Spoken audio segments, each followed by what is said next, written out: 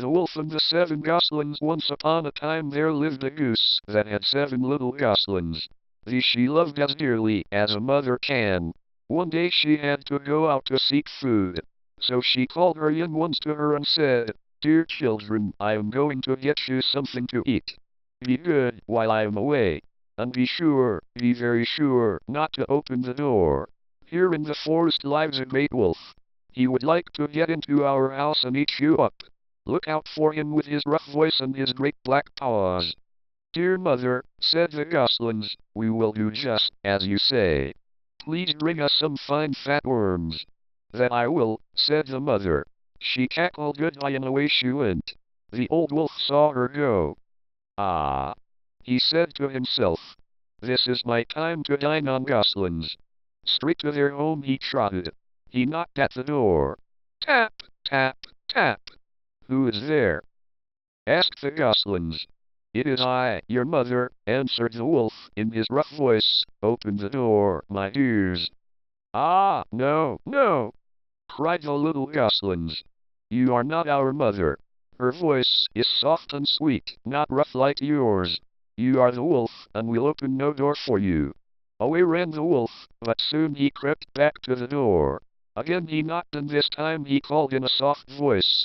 "Let me in, my dears, let me in.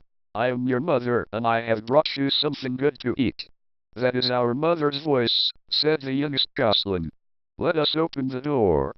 But the oldest one peeked through a crack, and saw one of the wolf's bait with flour.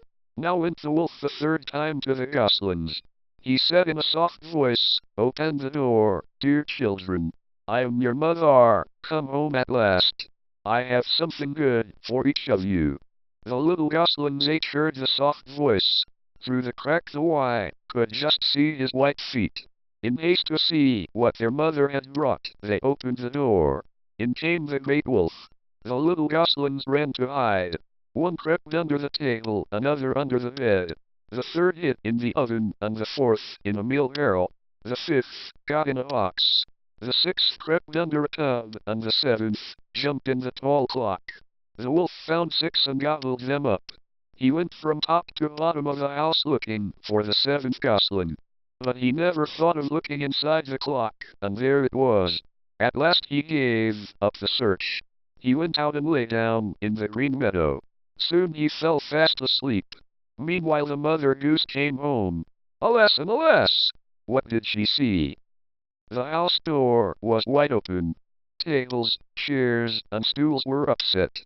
The broken tub and box were in the middle of the floor. She looked for her children and called them, but all in vain. Not one could she find. "The wolf, the cruel wolf, has been here," she cried. "Alas! Are all my darlings dead?" "Mother, mother!" cried a little voice. "Here am I, in the tall clock." She waddled as fast as she could to help the baby gosling out. Then the little one told how the cunning wolf had got into the house and had eaten her brothers and sisters.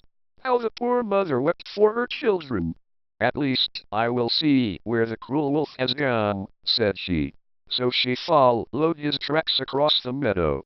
She found him lying asleep, snoring so that the leaves shook as if in the wind. As she looked she saw that something inside him moved up and down. "Can it be that my children are still alive?" she said. "I will see." She sent the little Gosling to bring her scissors and needle and thread.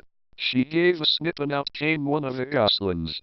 Then another snip and another, till all 6 stood safe before each her. The great wolf had swallowed them wholly, and they were not hurt. Then the mother said, "Now bring me 6 large stones from the brook." The goslings brought the largest stones they could lift. These they put inside the old wolf. The mother goose sewed him up so quietly that he did not stir. When he had slept long enough, he yawned and stretched, and tried to get up. The stones were so heavy that it was hard for him to move. "How thirsty I am," he said to himself. "I must go down to the brook and drink." As he walked, the stones knocked against one another and against his sides. He cried out, "Rattle, rattle, rumble, rumble." Who ever felt such bones? Surely a wolf has right to grumble at goslings so like stones. He came at last to the brook and stooped to drink. But when he leaned forward, the weight of the stones made him fall into the stream. Down he did,